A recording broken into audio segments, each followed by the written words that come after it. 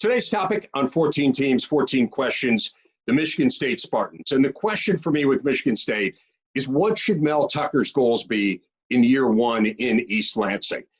Now, if you look at what he inherits, it's a Michigan State program that, while they made a bowl game last year, was pretty far from where they want to be. The four best teams on their schedule last season outscored them by a combined 117 points.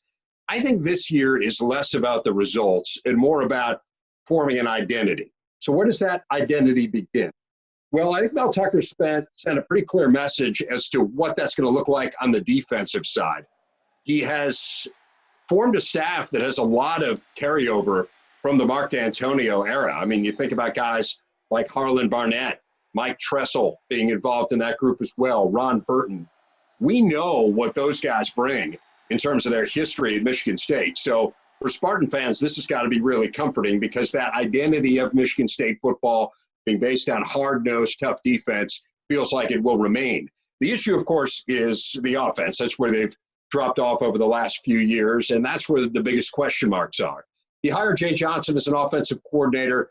Certainly know of Jay from his time in the Big Ten with Tracy Claeys in Minnesota, have followed his career subsequent to that. I think one of the interesting things about Jay, and something that Mel Tucker said really appealed to him, is that he's based his offense at various places he's gone more around personnel. It's not kind of a hard and fast philosophy. So I like that. Obviously, they're going to need a quarterback to emerge.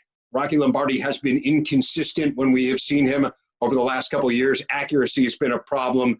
But again, the issue to me is, can they adapt around the players they have? And there's certainly some talent there offensively in East Lansing. So you look at the schedule, hey, it's tough. I mean, the non-conference games are BYU, Miami, and Toledo. Those are all going to be challenging games. Toledo actually beat BYU a year ago. The crossovers are very tough as well. But to me, it is less about what the final record is or whether or not they make a bowl game in year one under Mel Tucker than it is about forming that new Michigan State identity.